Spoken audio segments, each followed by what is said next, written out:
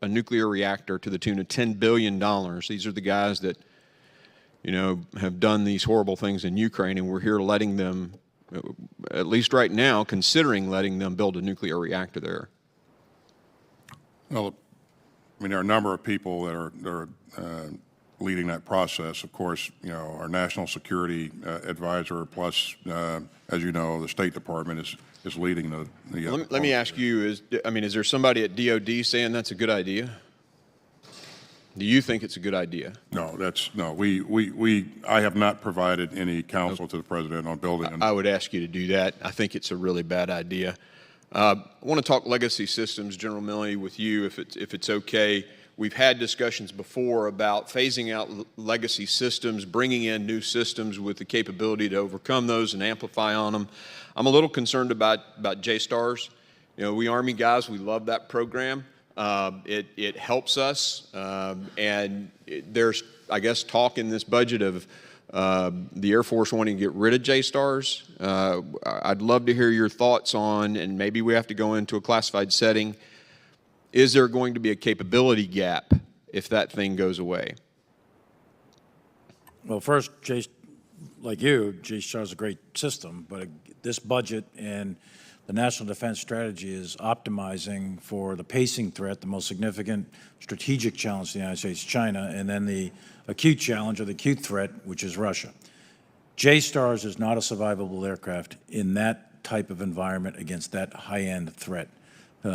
So that's point one. Point two, in terms of the capability that JSTARS does bring, which is the ability to battle track movements, et cetera, on the ground. Targeting. I'm sorry. Targeting, too. Targeting, right? that's right. And that capability will exist in a different form and from a different platform, but for that I'd have to take it to a different session. So there's no capability loss with that, with JSTARS going away? I don't know, no significant capability loss relative to China and Russia. If you wanted to use JSTARS in a lower intensity environment, then there would be, because the JSTARS would be going away. But we're optimizing for China then Russia. I may then ask for that classified discussion so we can kind of go into that. One quick thought about this legacy fall off and the implementation of the new systems that are 5-6 years out. I know Congressman Whitman has talked about this challenge. I'm aware that there's this strategic deterrence fund that hasn't been used for years. I'd love to get some details on that if y'all have it, because we could protect the guys across the aisle who don't necessarily want to see massive increases in the budget. We could fund some of the R&D for these new projects through that, and it would be similar to the way we did the OCO, and sort of put money over there to I would ask that be considered. And even speaking to some of my Democrat colleagues, they think that'd be a great idea about future systems so that we can maintain the capabilities in that gap period. Keep legacy systems around long enough, afford them in the current budget, and pay for the new systems in a different strategic fund. And if you could look into that and get back with my office, that'd be great. Thank you. Thank you. Gentleman's time has expired. Ms. Escobar is recognized for 5 minutes. Thank you, Mr. Chairman, for this important hearing, and thank you, Secretary Austin and General Milley, for your service and for your time before us today. I have the honor and privilege of serving, representing El Paso, Texas, home to Fort Bliss, America's second largest military installation and the largest joint mobilization force generation installation in the Army, home to the 1st Armored Division and Joint Modernization Command. I'm so pleased to see $15 million in the budget for a new fire station at Fort Bliss, and we'll work to ensure that that funding is included in this year's NDAA. Fort Bliss, its people and infrastructure are critical to our military's readiness. From my first day as the Congresswoman for this great military installation, I've advocated for the investments needed for our assets and missions. I'm going to do it again here today. There are 2 infrastructure priorities that we need to fund critical to our readiness. The first is a modest investment in a railhead. The current rail infrastructure and design is a limiting factor in efficient movement of military equipment in support of deployments. Punting on providing funding for the railhead further degrades Fort Bliss's ability to mobilize and demobilize troops that come from every corner of the country because of the installation's mission as a joint mobilization force generation installation. Fort Hood has a similar number of assets and missions, but a larger railhead. Bliss is doing the best they can, but a larger railhead will allow them to better meet the DoD shift to meet the challenges of today and tomorrow, namely China. The second is the need for new barracks. I've been in the barracks at Fort Bliss and can tell you they are in poor shape and inadequately cooled. In a desert environment like El Paso, where we've had more record-breaking triple-digit temperatures each year as a result of the climate crisis, the barracks can become so hot I can easily see someone passing out as a result. I know there's some 3D printing innovation going on, but I want to emphasize that degraded living spaces and substandard facilities at our installations lowers morale, increases health and safety risks, and negatively impacts retention, which in turn affects our readiness. I provide these two examples in order to make sure that Fort Bliss remains top of mind to you, and also to point out that our readiness is directly tied to the infrastructure we have here at home at key installations like Fort Bliss. Secretary Austin and General Milley, could you talk about where you see Fort Bliss fitting into the department's plans for addressing the pacing challenge with China and modernizing our military? Well, as you've said, Fort Bliss houses some of our most capable forces there with our armor forces and also some air defense capability. So it is an important installation to us. And I share your concerns with making sure that we have the right facilities for our troops and make sure that our troops are taken care of. That's very, very important to me. We'll make sure that we go back and work with the Army to see where things stand in priority and get a better understanding of when and how these things are funded. And I would just echo what the Secretary said. Fort Bliss is a strategic platform for the deployment of some really significant combat power in the Armored Division that's there. And as mentioned through many previous member comments about the importance of air defense systems, Patriot, and so on, that's all done at Fort Bliss. And then, of course, you know as well as I do that Fort Bliss is adjacent to White Sands Missile Range. A lot of testing for modernization is done there.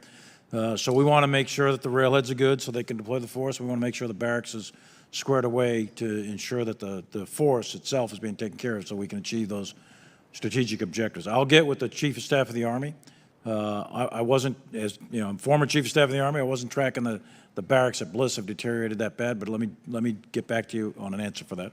Appreciate it. And in my remaining 30 seconds, I just want to emphasize, as we've heard some of my colleagues talk about legacy systems, it's really on Congress. It's important to us that we heed the advice that you've given us in classified and unclassified settings about the need to invest in the right way.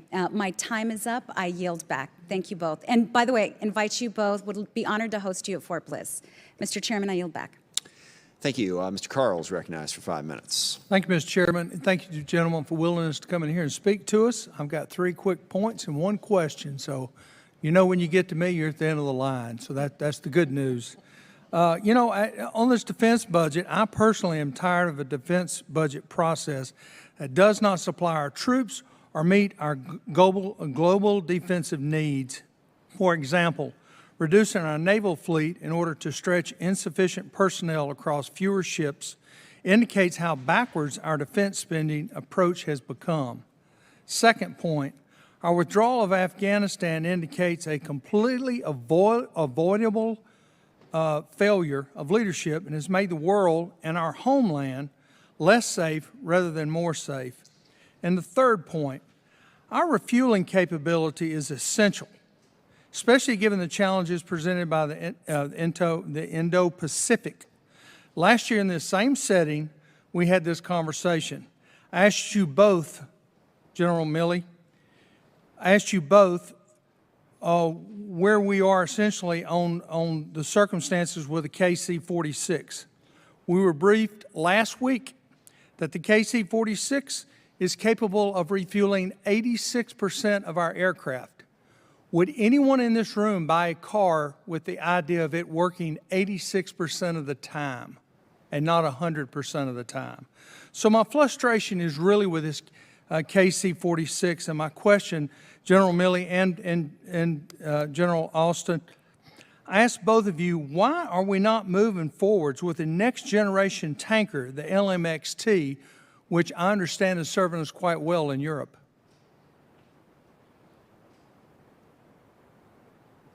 Yeah, thanks for that. Well, first, on your comment about refueling in general, that is a strategic capability that we've got to sustain, improve, because the legs of aircraft, especially over the Pacific, are too short on a single tank of gas to be involved in the Chinese warfight, given that the Chinese do have anti-access capabilities. Point one. Point two is the survivability of those aircraft is every bit as important as their ability to refuel an aircraft. So those are particularly vulnerable aircraft. So those two things have to be worked on. In this particular budget, if memory serves me right, I think there's 15 KC-46s as part of this. We are phasing out some KC-135s.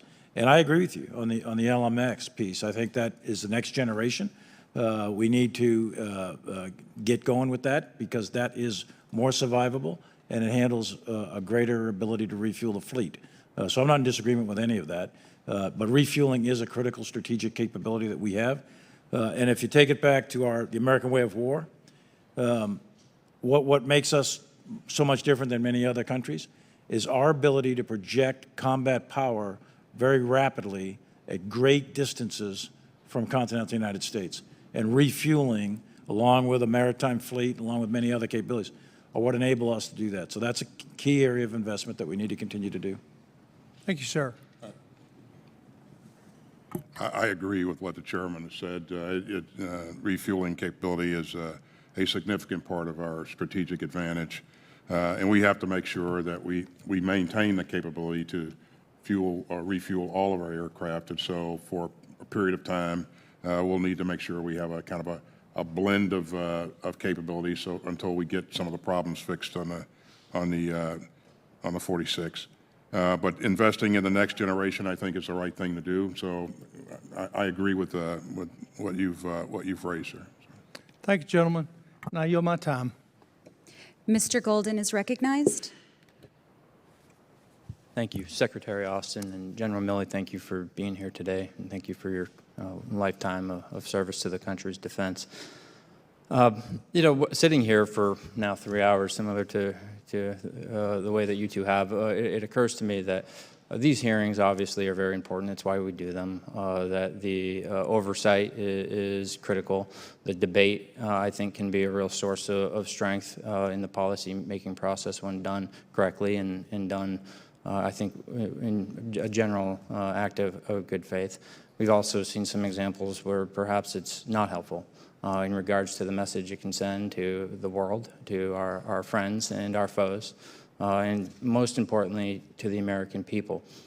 In regards to that, I want to talk about something we really haven't talked about today, and that's a recent opinion piece in the Wall Street Journal you may have seen, written by a former member of Congress, as well as a former secretary of a cabinet of a different presidential administration past. And what's concerning about it, I think, is the message that it sends to the American people and to others who are paying attention. And this has to do with the Commandant of the Marine Corps' current force redesign.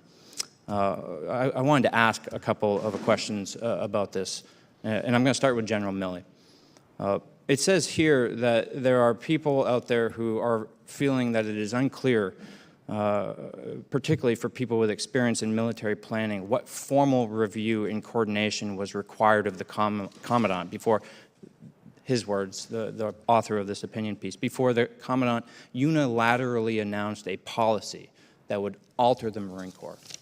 It goes on to say that the law doesn't give the Commandant carte blanche to make significant changes in force structure, but rather Title 10 provides that the Commandant performs his duties subject to the authority, direction, and control of the Secretary of the Navy, who also, by the way, is subject to the authority, direction, and control of the Secretary of Defense, and that finally the President retains ultimate authority as Commander-in-Chief. The next paragraph here says that there's a problem in a restructuring of this scale having moved through without full consideration and debate in front of the proper offices within the Pentagon, such as the Defense Resource Board or others, and that a formal approval by the SecDef should have been conducted before it was sent to the White House for further review and then sent to Congress for oversight hearings. Lastly, I would point out that the opinion piece asserts that this announcement was made during COVID, making it difficult for congressional oversight to take place. And I think perhaps for you, General Milley, most concerning, it asserts that due to the chaos that existed in the Pentagon during the 2020 campaign year and post-election turbulence, that perhaps this proposal has just floated through improper channels. And so I wanted to ask you, you've been around in this position since October of 2019. Do you have any concern along the way, having had this restructure announced in March of 2020, that the proper process has not been followed? No, and I read the piece by Senator Webb, and I have enormous respect for Senator Webb, by the way. As do I. Navy Cross winner, Marine, veteran, a tremendous Navy secretary, et cetera. I read the piece, and Dave Berger, the Commandant of the Marine Corps, General Berger, he pretty rigorously thought this through with the Marine Corps staff and the Navy staff, and he did brief it up through various elements within the Department of Defense. I can't say about the White House piece. I assume he does hearings as well. I'm assuming that the oversight committees have heard it many times about the restructuring of the Marine 2030 plan. But let's take a look just for a second. What are they actually doing materially? What are they physically doing? Reducing by 3 infantry battalions. That certainly, there's only 31 infantry battalions in the Marine Corps, so it's not a large force to begin with. We're almost out of time. Let me just say, okay, I think it's important. You were aware that the Marine Corps was moving forward. We were absolutely aware that they'd been in front of Congress for oversight. We were aware, and I'm also aware the alumni community of the Marine Corps is quite upset about it. The Secretary of the Navy under multiple administrations was aware of this and approved it. Obviously, it was green-lighted to come. I believe the answer is yes to all that. And you're committed to ensuring that proper process is followed going forward. Because my understanding of the Marines is as they're implementing this, they're also flexible and they're learning lessons and making adjustments, correct? So totally. I have no problem with the process that was followed, and that may not have come clear to the Senator or others out in the alumni community.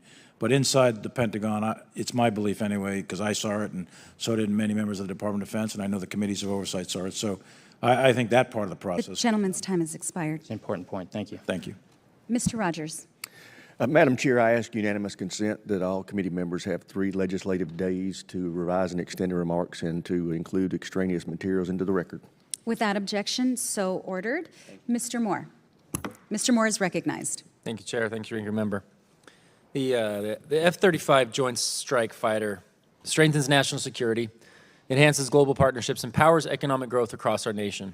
I agree with Air Force Chief of Staff Brown that the F-35 is indeed the cornerstone of Air Force modernization. It remains the most lethal, survivable, and connected fighter in the world, giving pilots an advantage against any adversary, and then most importantly, enabling them to execute their mission to come home safely.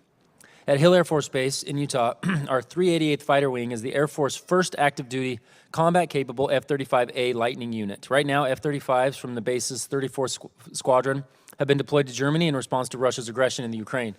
However, I am concerned that these 5th-generation aircraft have not consistently been accompanied with equally modern and advanced weaponry.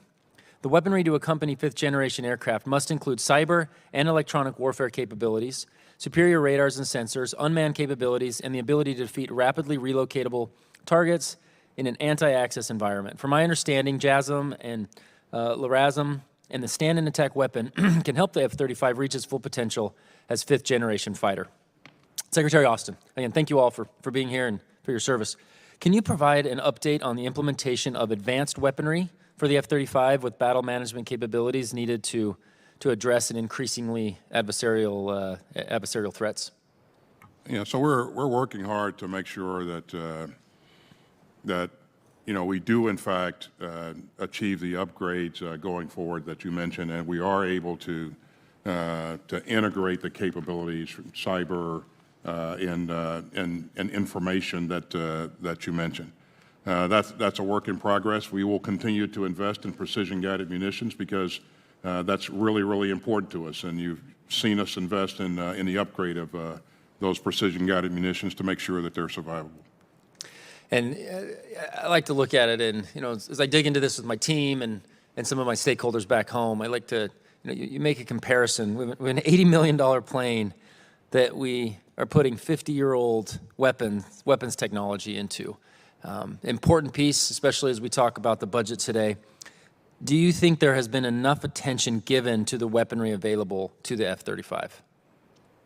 Well, one of my priorities is to ensure that we continue to invest in the upgrade of our PGMs and that we have sufficient quantities of PGMs on hand. So we're going to continue to invest in this. Thank you. My last question is related to the number.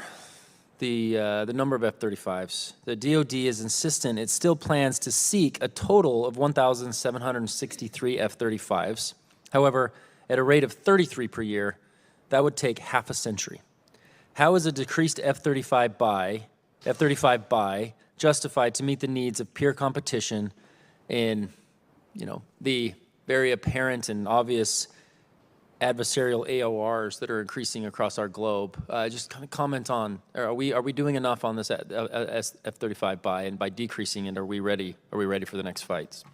So peer competition is exactly what we have in mind, and we want to make sure that we have the right mix of capabilities in the inventory as we go forward. And as you look across the fight up, you'll see that we invest in F-35s in a significant way. But the F-35 and the F-22 have specific roles in the fight, and they are very, very capable aircraft. But other aircraft are also relevant, and so we want to make sure we have the right mix. I've been impressed with, one of the highlights of this role.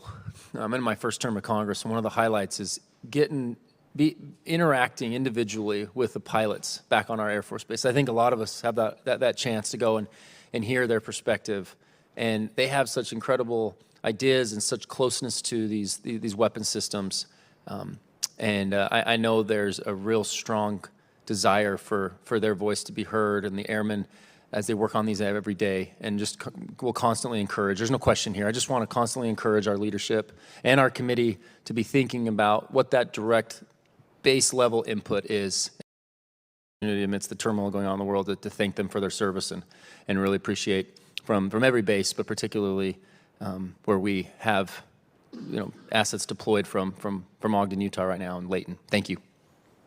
Yield back. Mrs. Lurie is recognized. Well, thank you, General Milley. I noticed earlier in a comment to Mr. Bacon, you said that I don't think we're taking too much risk with regards to China and Russia. So one of the things that when we look at the budget, we look at what's in it, what's not in it, the things that are unfunded requirements list, there's risk associated with each of those choices that were made based off of the top line and what you've included in the budget coming over to us. And I know that in Title 10, it requires a chairman's risk assessment, which would normally be submitted annually by February 15th. Have you submitted the risk assessment this year? Have not. Typically in sequence, it goes national security strategy, then national defense strategy, then national military strategy, then the budget, then the chairman's risk assessment. So, but anyway, I have it. It's in draft, and it'll be submitted shortly. So.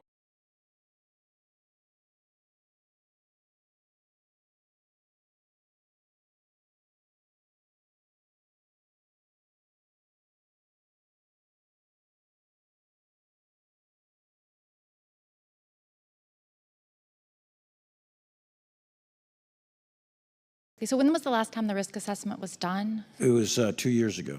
Okay, right. So August of 2020, asking also perhaps why it wasn't done last year. But I've reviewed the previous risk assessments, and they don't really follow the format that you're stating. And also, they don't really follow the format as required in Title 10 and include all of the elements in them that are necessary, which I think was written that way because that allows us to make decisions, perhaps adding additional resources to the defense budget. Sure.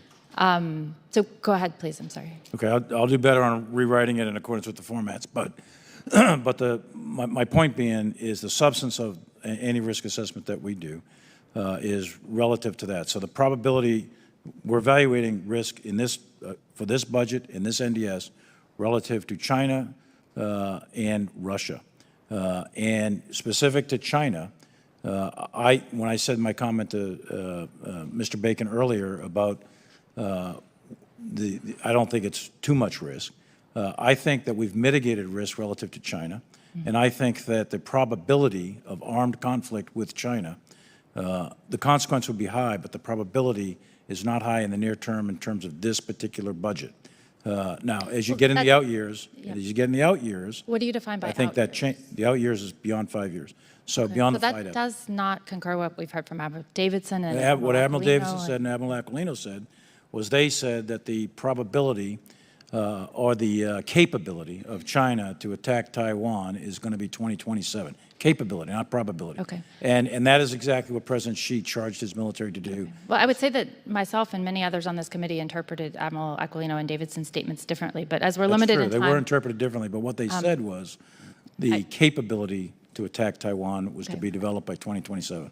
That's not the same as a decision to attack Taiwan. I think that they said that there was a high probability within the next 6 years, now 5 years, and I've had that conversation directly with Admiral Aquilino. But just so that we can get through the question about risk. Okay. So, you know, the purpose is to say how the current and future risk changes with regards to the budget that's submitted. And so with the budget priorities, the trade-offs, the physical constraints. And so there's some things in here. I mean, we're decomming 24 ships. We're only building 8. You say 9. We're delaying the laws for the Marine Corps to come to the fight in the Pacific. We're not maximizing our shipbuilding capacity. We could build 15 DDGs. We're only building 10. We're stopping the LPD production line. We're pushing out the LHA, the unfunded requirements list. Risk, like what are the things that can prevent an invasion of Taiwan? You know, it's the bottom of the unfunded requirements list for offensive mining. Is the Air Force investing in long-range anti-surface missiles, LRASM? You know, these things that, in my mind, are priorities to accomplish our goals, or some of them not even funded or not funded sufficiently. So you've made decisions there to fund this, but put this on the unfunded requirements list, so there's a risk. So that is what I feel is not being communicated to the committee. And you're here requesting $773 billion, and I feel like you haven't provided, you know, the most basic information necessary to understand what this budget will or will not do for the defense. Well, there's 30 seconds left, so as quickly as I can. I don't think that decommissioning ships that are 30 years old that have no relevance to a fight against China or limited relevance. Don't have time in 30 seconds to cover this topic, but I do think that I'm looking forward to reading about that in the risk assessment when it's submitted soon. So thank you, John. I don't think it's excessive risk. Mrs. Bice is recognized. Thank you. I want to say thank you to Secretary Austin and General Milley for spending an extraordinary amount of time with us today. Secretary Austin, I understand that the Air Force plans to begin phasing out a number of the E-3 Century aircraft in 2023. As you know, this is an important platform for command and control, target detection, and battle management. I am concerned that if we phase out this aircraft without the replacement of the E-7 online, then we will lose critically needed combat capability. I'm also concerned that bases like Tinker Air Force Base would experience a decline in associated institutional knowledge, readiness, and workforce proficiency if we can't transition this workforce to the E-7 concurrently. Secretary, can you tell me how the department plans to fill the capability gap of the E-3 aircraft if they are retired without a replacement in hand? Yeah, so we'll need to manage the transition to make sure that we have adequate capability on hand as we bring on new capabilities. But at the current time, we're talking about taking out E-3s before those E-7s are even being built. Yeah, so, and there are other platforms and ways to give us the situational awareness that we need, and we'll leverage those platforms. But we'll continue to manage, you know, the transition to ensure that we have what we need to be relevant in the fight going forward. Are you suggesting that there is some other platform that's being considered to replace the capability of the E-3? There are a number of platforms that we'll use to create the situational awareness or provide the situational awareness that you've alluded to. But an aircraft may not be it. A number of capabilities. Thank you. Like many of my colleagues, I feel that the defense budget, in some cases, inadequately addresses the threats that we're facing today. I very much appreciate the pay increases for our service members in the budget, but as has been mentioned many times over, the pay increase does not actually cover the current cost of inflation. That's essentially a pay cut for our service members and their families. With the recent technological breakthroughs made by China and the growing military budgets of our foreign adversaries, do you think the president's budget, which fails to keep pace with inflation, is appropriate and adequate to counter these rising threats? This is a significant budget, and it provides us the capability, the ability to go after the capabilities we need to support our warfighting concepts and our strategy overall. A significant budget. I want to piggyback off of what Representative Lurey mentioned with the risk assessment. And General Milley, if you'd like to comment on this piece of this, the conversation has really focused on military readiness and or military equipment. How much emphasis are we putting on cyber and space? I think that's a piece that in some cases is maybe being put on the back burner. I remember in the opening testimony, I think there's $2 billion that's being invested. But how much are we really focused on ensuring that we have the proper capabilities from a cyber and space perspective? This budget is putting in $27 billion, I think it is, into space.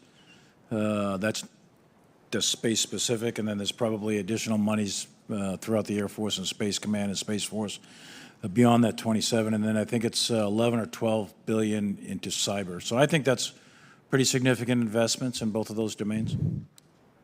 Any comments, Secretary Austin? The Chairman's got it exactly right. 27.6 billion in space and over $11 billion for cyber. Do you think that $2 billion for AI is adequate? I do.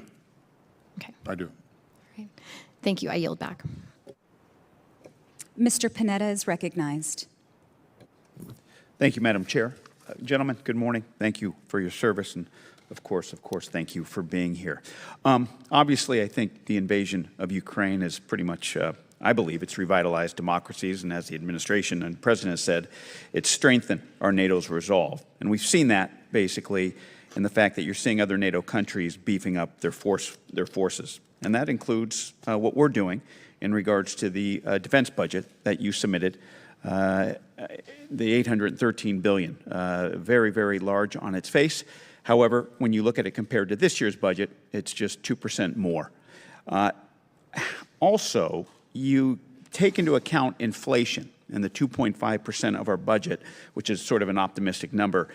Some are actually saying that it's going to be a real terms cut in regards to defense spending, and that Congress is going to have to do what it did this year and add probably close to $30 billion. Moreover, the budget does not take into account what's spent on nukes, what's spent on resettling of Afghans, and our help with Ukraine at this point. Additionally, the release of this budget is before the release of the national security strategy. So just quickly, combined with the inflation rate, one, do you think this is a cut? This is going to be a cut in defense spending? And two, because it doesn't take into account the national security strategy, will we need to review this budget at a later time? Thanks, Congressman. We actually built this budget based upon our national defense strategy. And a national defense strategy, as you know, has been released. And again, we made a significant effort to ensure that this budget gave us the capabilities that we needed to execute that strategy. So to answer your question, yes. And I do think, again, this is a substantial budget, and it gives us the ability to go after those capabilities. Understood. In regards, and thank you for that, Mr. Secretary. In regards to NATO, looking at the Diana project, which I'm sure you're very aware of, which I believe will reinforce the transatlantic cooperation in important areas like hypersonic weapons and, of course, space technology. Secretary Austin, do you believe that the Diana project offers the type of framework that we need to improve and refine NATO's capabilities to design, build, and validate our missile defense programs? I do. It's one of a number of things that will provide NATO the ability to be forward-looking, and of course, we'll go in NATO will go in and review its requirements and concepts going forward. So, but in terms of us, the United States of America, we routinely work with allies and partners as we develop additional capabilities. And I pointed to AUKUS earlier on. That not only is focused on development of a submarine, but also working with our partner in developing technologies in AI and hypersonics and other things. Great. And in regards, obviously you've heard a number of questions in this hearing and in other hearings, or at least I have heard many of my colleagues talk about the deterrence. Do you believe that Diana will help our NATO allies as we continue to face, obviously, the challenges, but fortify a collective deterrent? Well, what will help us most going forward is our ability to remain united and committed to defending, excuse me, NATO territory. Again, there are a number of things that go into this equation. Sharing of information, for example, is one of those things, which enabled us to create transparency and bolster confidence and led to what we're seeing in excuse me, in NATO right now. And that's largely it's largely a measure of what the President, his decision early on to do things to help us be able to share insights and information with our partners. And that transparency has really been helpful to us. Great. Thank you, Mr. Secretary. Thank you, gentlemen. Mr. Chairman, I yield back. Thank you. Ms. McClain is recognized for 5 minutes. Thank you, Mr. Chairman, and thank you all for being here. I really appreciate it. I want to follow up on Ms. Loria's question. As it pertains to risk, when do you think we'll have the risk assessment piece done? Yeah, that's my responsibility, get that done, get it submitted to the Secretary and the President. Probably, my guess is in the next couple of weeks. And then, okay. Yeah. If you go through the risk... And that gets submitted to you as well. It's not just to the Secretary and the President. Thank you. If in that risk assessment we find some glaring risks that maybe we didn't foresee, at that time I'm assuming we will make some changes to the budget? That's part of the idea, is to submit it to the Secretary and the President and to the Congress, that if there are errors or glaring errors. But not errors, but significant risk. Yeah, because I'm trying to wrap my head around. Significant risk has to be covered by the mitigating factors of the budget. Yeah. I'm trying to wrap my head around how we put together a budget, but we don't really have a good risk assessment. Am I not understanding that correctly? No, we do. Well, I participate in the budget, and my staff does as well. So there is a iterative process of risk assessment throughout. So we have a general idea. Okay, thank you, sir. Then I need some clarification from both of you on the President's budget requests for combat vehicles. Can you explain the Army's rationale for the precipitous drop in vehicle procurement, specifically the Abrams tank, and what risks are we incurring with that drop in procurement of the Abrams tanks? Well, first, we've got about 4,000 or 5,000 tanks in the inventory. So, again, it's relative to the National Defense Strategy, and we are optimizing the military for a fight that'll occur sometime, if it occurs at all, hopefully it never does, in the 2030s. And tanks may or may not, probably not, play a very significant role in a war against China in the 2030s. What will play a really significant role will be space and cyber, but also air defense systems, long-range precision fires, naval capabilities, and air capabilities, and so we just don't subforce. see a ground war, With so China, to speak. The ground will have the ground forces, Marine and Army, will play an important role, but the dominant role will be played by the air and maritime forces. With that, then, the Air Force is the oldest, smallest, and least ready in its entire history. The Air Force leadership has repeatedly explained that they need to procure at least 72 fighter aircraft. However, in 23 DoD budget cuts the Air Force new tactical combat aircraft only to buy 57. So with the future being in air and space where we really need, why are we not fulfilling the 72? Why are we only procuring 57 if that's the future? I thought it was, well, Maybe I have a minor number. point, I thought it was 61, but. Well, let's even say yeah. it's 61. It's still less than what Yeah, has been exactly. requested, right? Yeah, the Air Force opted to want to buy and purchase and return that money for, to build a Block 4 F-35, which is the most advanced of the versions, right? So the ones that are being chosen not to buy, those are Block 3s. So we want to get the most advanced versions of these aircraft. The F-35 is going to be the quarterback of the Joint Force in a fight in the Western Pacific. That aircraft is critical, and we want the most modern capabilities, and that's what we're purchasing. So we're taking the same money, we're just deferring it to a different That's the idea aircraft. behind what CQ Brown and Secretary of the Air Force have decided to do. Okay. Right. And just an overall question in my last minute is, it appears with inflation being, 8% and our budget being less than inflation, we've all talked about it, we're not keeping up with inflation. One of the risks that I'm assuming that we're assessing is the risks on how we look to our adversaries and our allies in terms of our budget weakness. And I say that is if I look at China, for example, which is one of our major adversaries, right? They are spending, maybe even overspending, some could argue. We are cutting back. What message do you think that sends to our allies and adversaries, sir? Yeah, so I Either don't think we Either. are. I don't think we're cutting back. I think this is a substantial budget. $700 billion, a lot of money.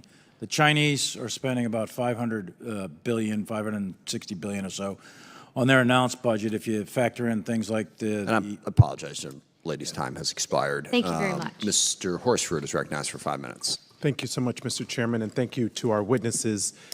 Secretary Austin, it's my understanding that the Air Force intends to submit a legislative proposal this year requesting expanded usage of the Nevada Test and Training Range located in my district. This new proposal would come amid the ongoing effort by the Navy to reach an accessible compromise with local stakeholders regarding modernization of the Fallon Range training complex. I am deeply concerned, and I want to bring to your attention that the Nevada delegation has still not been consulted on the Nevada Test and Training Range proposal or been given details regarding the Air Force's plan. So my question is, when will the Air Force share their proposal with the Nevada delegation and our constituents? And can you commit to ensuring that the department works collaboratively with our delegation as well as our local, state, and tribal leaders to develop an accessible proposal for joint use in the Nevada Test and Training Range? On the first part of the question in terms of when they intend to share, I'll take that for the record and get back to you on what their plan is. And yes, you have my commitment to make sure that we're transparent in what we're doing. So. Thank you, sir. I look forward to working with you. I'd like to shift now to the small community of remotely piloted aircraft crews shouldering the burden of over-the-horizon operations in the Middle East and around the world. As the Air Force works to identify ways to improve quality of life for RPA crews, I want to ensure that the department is leveraging all available tools already at its disposal. Secretary Austin, has the department considered expanding the combat zone tax exclusion to RPA crews flying in support of named combat operations? Given their direct participation in these operations, would you support this expansion? Well, in terms of expanding the combat zone, that's a thing that's, is relevant to the area that we're actually fighting in, and that's physical space on the ground. As to whether or not we provide credit to the troops that are engaged in activities there, it's a different issue. I know it's one that the Air Force has taken up before. I certainly support rewarding and awarding those airmen, soldiers, sailors that have participated in meaningful ways appropriately. Thank you. So, yeah. General Milley, given the unique burdens and stressors faced by RPA crews, would you commit to exploring the expansion of this program the Special Operations Command's Preservation of the Force and Family Program to include RPA crews flying in support of combat operations? I'll absolutely take a look at that along with the Secretary. Absolutely. Thank you. Changing subjects. In recent months, we've seen a concerning rise in attacks on LGBT rights in state houses across the country. These include efforts to deny life-saving medical care to our most vulnerable youth and a range of other potentially deadly policies. Secretary Austin, what steps is the department taking to shield active duty service members and their dependents from these hateful attacks? And are state laws denying or restricting gender-affirming care considered during the PCS process for service members with impacted dependents? Yeah, there is some litigation ongoing with respect to a couple of states here and this particular issue, and so I won't comment on that. What I will say is that, and you've heard me say this and demonstrate this before, that all of our troops are important to us. They're at the top of my priority in terms of their health and well-being, and we want to provide opportunity for everybody who's qualified to serve in our military. And everything that we've done, up to this point reflects that. We'll continue to do everything within our power to take care of our population. So just related to that in my final moments, it's my understanding that in 2021, DOD issued only about 4,000 prescriptions for PrEP, despite the fact that HIV infection rate among active duty service members has nearly doubled. So what steps has the DOD taken to improve access to PrEP to our service members? Yeah, I can't answer that question. But I will take it for the record. I'll get back to you on what we're doing or not doing in DOD. Thank you. I yield. Thank you. Gentleman's time has expired. Mr. Wilson is recognized for 5 minutes. Thank you, Mr. Chairman, and thank you for being here today. As a 31-year Army veteran myself, as a grateful father of 4 service members who've served in Iraq, Egypt, and Afghanistan, I want you to succeed. And that's why I'm concerned, as Sean Hannity has pointed out, that correctly identified, that we're in day 234 since the murder of 13 Americans, service members in Afghanistan, as we left American personnel, Americans behind.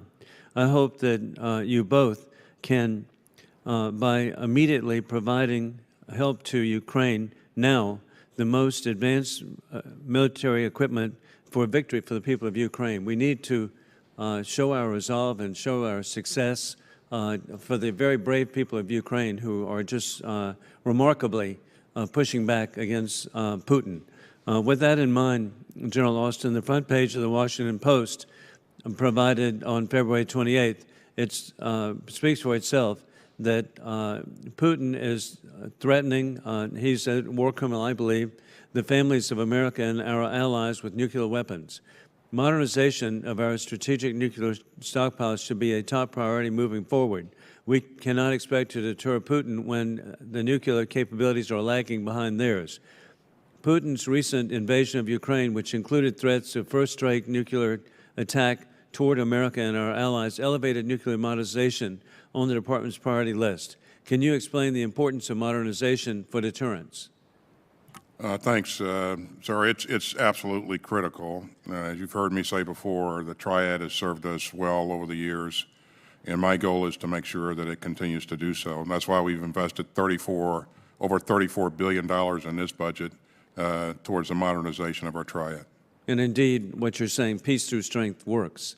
And also, General, in May 2018, NNSA announced that it would pursue a new approach for the plutonium pit production split between the facilities at Los Alamos and the Savannah River site. The war criminal Putin has the ability to produce plutonium pits, yet the United States currently lacks this ability. Does the Department of Defense continue to support the two-site solution for the plutonium pit production? How can we reasonably expect that this vital program will be adequately supported when the Department's budget request does not even exceed the rate of inflation? Well, I can assure you that we're going to make sure that that we have the capability that we require to make sure that our triad remains functional and safe. And so this is a thing that we'll continue to invest in. But we'll maintain the capability to do what needs to be done. And the two-site solution to with the capabilities of Los Alamos and Savannah River, that's critical that it be two sites? Well, what's critical is that we maintain the capability that we need. And again, as we look at things going forward, we'll make the right decisions. But my commitment to you is that we will make sure that we have the right capability, adequate capability to be successful. And the American people need to know many of the pits that we have are 60 years old. And so this is something that's just got to be done, and the two-site solution would really work to the benefit of the American people. And a final question, General. Gruesomely, our treasured ally, India, the world's largest democracy, is choosing to align itself with the Kremlin by choosing Russian weapons systems over American and allied options. What weapons platforms could we offer through the Foreign Military Sales Program that would incentivize Indian leaders to reject Putin and align with its natural allies of democracy? Well, as you know, we have the finest weapon systems in the world and the most advanced weapon systems in the world, and so we have a range of capabilities that we can provide or offer. We continue to work with them to ensure that they understand that it's not in their best. We believe that it's not in their best interest to continue to invest in Russian equipment, and our requirement going forward is that they downscale the types of equipment that they're investing in, and look to invest more in the types of things that will make us continue to be compatible. Well, I look forward to you continuing to work with the great people of India, and what a great ally they can be if we eliminate some of the restrictions on sales. Thank you. I yield back. Thank you. Ms. Jacobs is recognized for 5 minutes. Well, thank you, Mr. Chair, and thank you, Secretary Austin and General Milley, for coming to the committee to talk about the FY23 budget request. I know there's been a lot of conversation about the budget and whether it's what we need.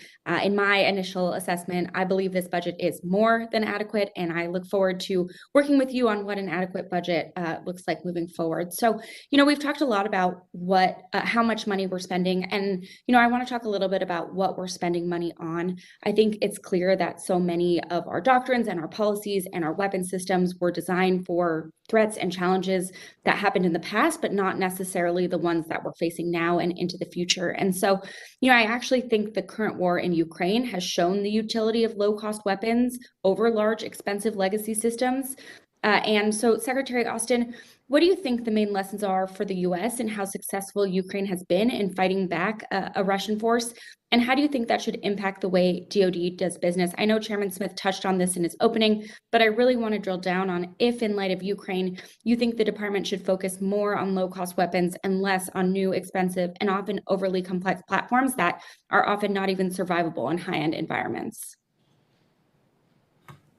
Many of the weapons that have been effective, are not necessarily low cost, but we have been able to provide them in sufficient quantities to make a significant difference. A lot of credit goes to the Ukrainian people for, their will to fight, their determination, their willingness to sacrifice.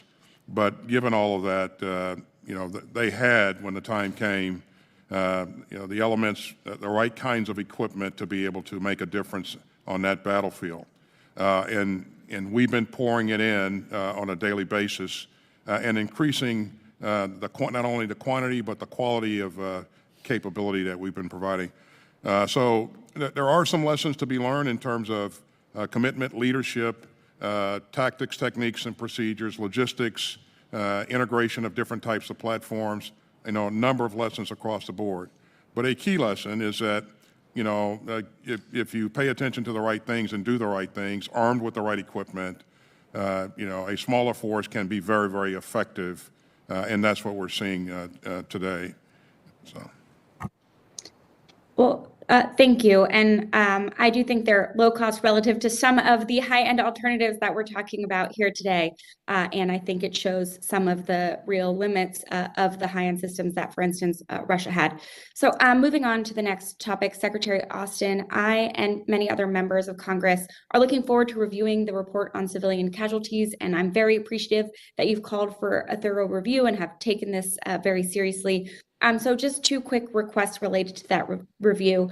First, a few of my colleagues sent you a letter specifically focused on questions related to the strike, first reported by the New York Times, which took place in Baghouz, Syria in 2019. Can you commit to us today that we can expect a prompt response to that letter, given the seriousness of the questions raised by public? Yes. Thank you very much. And secondly, General McKenzie, a few weeks ago, mentioned a list of 10 concrete steps CENTCOM has taken to reduce civilian casualties. General McKenzie personally promised me at the hearing that he'd be transmitting that report to my team shortly, but we have not received it. So can you please assist in urging CENTCOM to promptly provide that list to the committee? Okay. I certainly would like to see it as well, but I certainly will do that. Well, thank you. And finally, based on information from NGOs in the media, such as the New York Times civilian casualty files, is DoD planning to revisit cases that were likely prematurely dismissed as a result of faulty initial assessments? At this point, we don't have an intent to relitigate cases or that from before. Over. Okay, well, I think that it's important that you do so, since we know in so many of these instances that we've seen some really horrific cases that the initial assessment was declined, and so we were never able to get more information on that. And with that, Mr. Chairman, I yield back. Thank you. Mr. Fallon is recognized for 5 minutes. Thank you, Mr. Chair. Thank you, General Milley, Secretary Austin, Mr. McCord. You know, inflation's at 8%, and the president's proposed budget, $813 billion, is a 4% increase year over year, which means in real dollars and purchasing power, of course, it's a reduction maybe as much as $30 billion. And in a world ruled, where the Taliban's ruling in Afghanistan after a humiliating withdrawal, we're witness to the largest land invasion we've seen in Europe since World War II, and the saber rattling of the communist Chinese particularly over the last year, where they increased their defense spending by 7%. And are also using ever more increasing and aggressive rhetoric when it comes to, as they see it, their renegade province of Taiwan. And given these and a host of other threats that we're facing in this real world, to embark on a path to reduce the number of operational ships in our Navy by 24 vessels over the next 5 years, to reduce our active duty Army to the smallest size since World War II, and overall to reduce our active duty force by about a percentage and a half, I just don't think that's the right path, and it's concerning to me. Secretary Austin, at the beginning of November last year, ranking members Rogers and Turner led a letter that myself and a total of 15 members of this committee signed. It's this letter right here. We signed on urging the president and your administration to do two things. Considering the massing that we saw of troops in open source reporting of the sizable Russian presence on the Ukrainian border and their equipment, and I think any level-headed, fair-minded observer would have seen that if invasion wasn't imminent, it was highly likely. We asked for two things. One, to send a significant amount of lethal aid to the Ukraine immediately. And two, to deploy a military presence in the Black Sea. So Secretary Austin, what was the total dollar amount of new lethal aid that was sent? Because I know we sent, the administration sent I think it was $60 million in September of last year. What was the total of new lethal aid that was sent to the Ukraine in November of last year? Well, I'll just tell you that prior to the invasion, the total amount over time that we provided to Ukraine was $1 billion. And since the invasion, we've also provided another $1 billion. Do you don't know in November of what that number was? I don't know how that breaks out in November versus any other month. Because my concern is that that letter wasn't heeded and we dragged our feet inexplicably for no reason. Secretary, what is the total number of ships we currently have in the Black Sea? Current U.S. ships in the Black Sea? None. Yes, sir. None. Okay. Because we historically have kept a presence in the Black Sea. Is that correct? Fair to say? We have, the presence has ebbed and flowed over time, but there's not been a permanent presence in the Black Sea. but in 2021, is it true that we had 12 ships in the Black Sea for a total in aggregate of 182 days? We were rotating in and out on various exercises, working with partner nations, yes. So my concern is simply that we see this mass buildup, you know, the Russians, and we had a presence in the Black Sea, and now we have no presence at all, and it's almost as if we're cutting tail and running rather than trying to deter a very evil man and the actions that he's taken. And, you know, our worst nightmares from last November have, you know, come to pass. If I could. Please. You know, because a cut tail and running thing, as you would expect, strikes a chord with... I don't think your microphone is on, Mr. Secretary. I know it's hard to...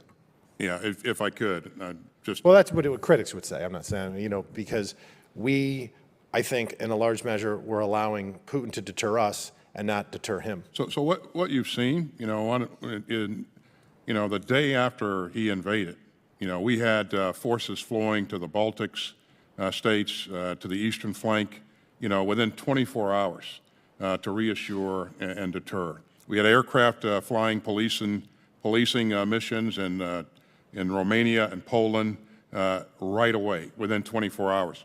And so Putin, in his best estimate, was that it was going to take months for NATO to react or respond, to move forces to the eastern flank. But we were there within 24 hours. So that's far from cutting tail and running. And not to mention the incredible capabilities that we've been providing to the Ukrainians who have taken that assistance that we provided along with our allies and partners and used it to good effect. And Secretary, just with the little time I have remaining, so we have no presence right now in the Black Sea. That's the bottom line, though. I went on a CODEL just recently, and I found it interesting that the Romanian Prime Minister said that when I asked him, should we keep our bases in Eastern Europe permanent, he said he didn't think we had any choice. I wanted you to comment on that if you could. Gentleman's time has expired. So we've got one more questioner. I have some questions I want to give before we get done here, and then we're done. Mr. Moulton is going to be the last questioner, so we'll be done shortly after 2. So if anybody's looking around out there, we're done after Mr. Moulton. I want to follow up on the sub-launched cruise missile, because we're probably going to have an argument over this. And I understand that, you know, the general position is more is better, but I don't. Mr. Courtney made some, I think, pretty well thought out comments about the impact of turning our attack submarines into nuclear launch submarines and how that would undermine other missions, would complicate the ability to get in there for them to do what they're designed to do. It also potentially has an impact on the AUKUS deal because the Australians are pretty clear on the fact they don't want to be launching nuclear weapons off of a submarine. So, and we are building the long-range standoff weapon. Granted, that's up in the air, not under the sea, but it has a very similar capability. So other than just, well, what the hell, we may as well have more, how do we overcome those concerns about the impact it would have on what the attack subs missions already are and the wisdom of building this missile? And General Milley, you sort of staked your position that you want the missile, so how do those arguments not undermine that? There's, was there 50 some odd attack subs in the system? So what we're talking about is building or developing a piece of munition, ammo. Granted, it's nuclear, but so the weapon itself wouldn't be necessarily on each of those subs. So some of those subs, a small percentage, may have a mission change. The others would not. So I think it's a fair comment from Congressman Courtney about it, but I don't buy that as in terms of the overall. I think that presenting the president, this president or future president, with options, but it's also a moot point. I'm here to defend the president's budget. The president's already made a decision. I mean, let me so assure you, General, it's not actually a moot point. Well, I mean, we're still going to fight about it up here. So, yeah, okay, so that's why I'm trying to make sure we have the argument. Yeah. But look, I support the NPR, which is part of the NDS. And we have a lot of nuclear capability. So no foe of the United States should underestimate our capability because of a slick amend, a decision to produce or not produce a slick amend. Our nuclear capability is much, much bigger than that. It is, as you know, a triad, and the amount of throw weight we have, the amount of yield we have in all kinds of different weapon systems, nuclear weapon systems, is enormous. And so no adversary of the United States should underestimate our capability. Will is a different matter, and whether you use it or not is a different matter. Those are political decisions. But our capability, our nuclear capability, is significant, it's assured, it's capable, and in this budget and in future budgets or past budgets, we are continuing to recapitalize that system. So I wouldn't get overly hung up on the slickum end, because our nuclear capability writ large, the triad, is very capable to defend the United States. And that's good. I will point out this. You can tell there are members of this committee who will get overly hung up on it. So we're trying to work through that and make sure we have the arguments clear and in front of us. And I'm not a submarine person by any stretch of the imagination, but from what I understand, if you're talking about handling nuclear weapons on a submarine, that is an entirely different thing in terms of how you have to train the crew and prepare the crew. Yeah, that's right. And even if the nuclear weapons aren't on that particular submarine at that They'd have to be particular certified moment. Yeah. And My only point is I'd like all presidents to have as many options as possible. That's all. Fair enough. Mr. Moulton is recognized for 5 minutes. Thank you, Mr. Chairman. Gentlemen, thank you very much for your continued service to the country and your stamina. You have the weight on your shoulders of protecting freedom around the globe while avoiding a nuclear war every single day, and that's not a weight that many would be able to bear. I was quite critical of the administration's handling of the withdrawal from Afghanistan, but I have to tell you, I think that the last 2 months of Putin's war in Ukraine, you've handled brilliantly. And so I want to sincerely thank you for your leadership that's been so critical to our priorities and to the success of the Ukrainian people. So thank you.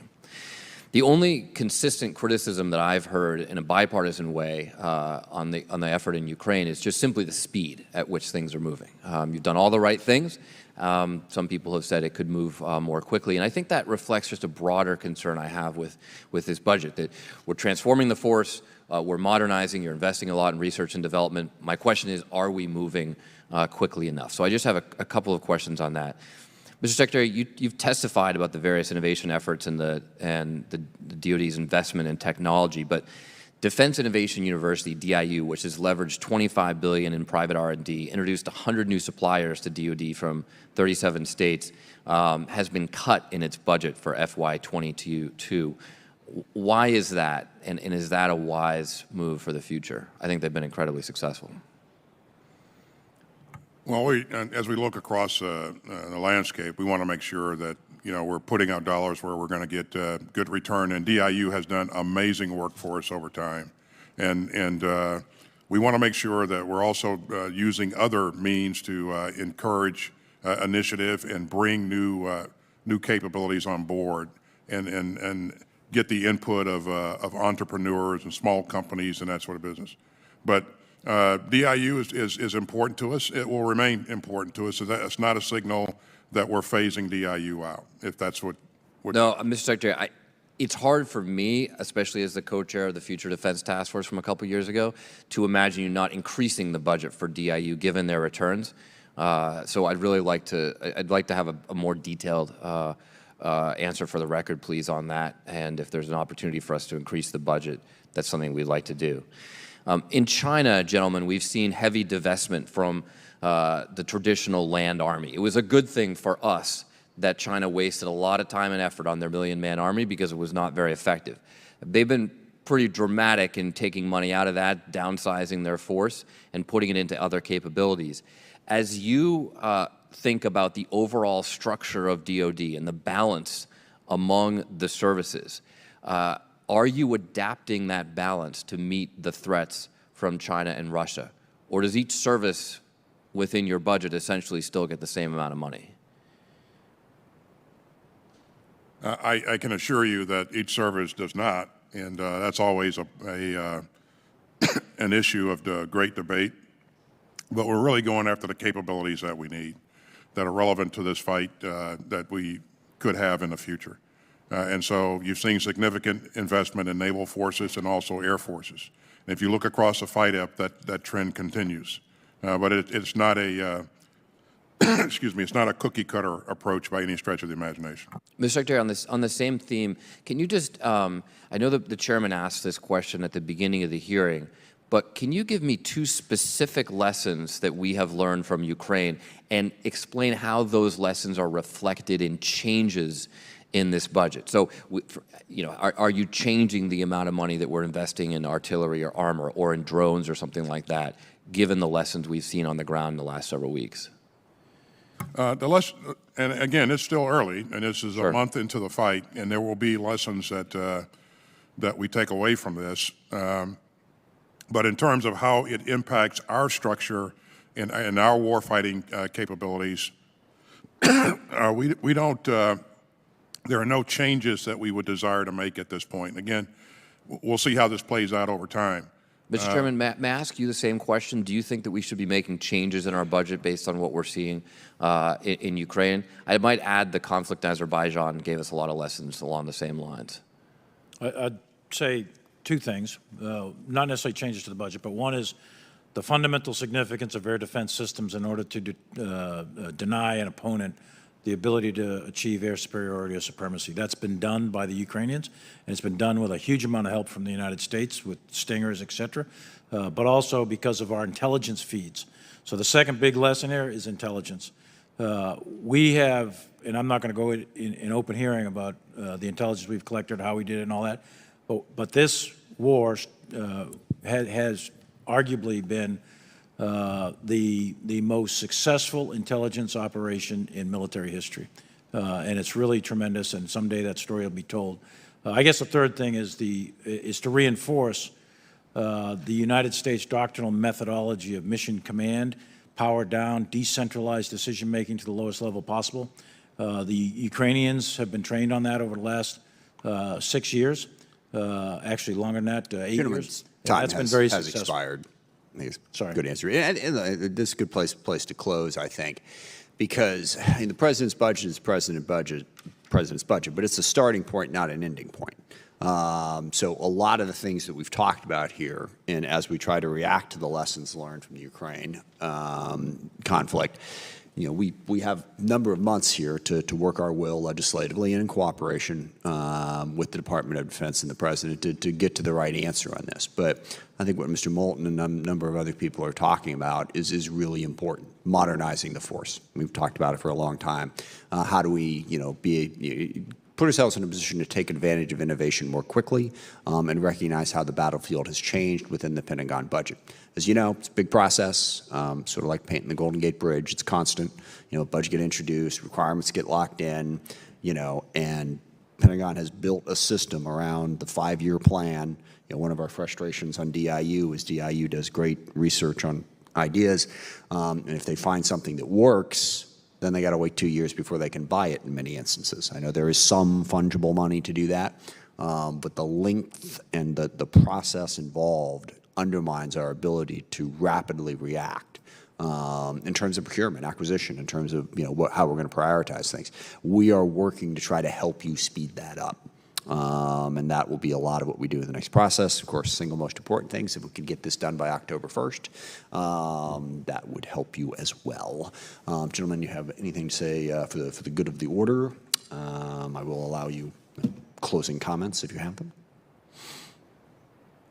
My only closing comment, Chairman, is I want to thank the committee and all of your colleagues writ large for the tremendous support that you've given us, the speed at which you've moved to support our efforts, especially here with Ukraine here in the recent past, and we'll continue this work.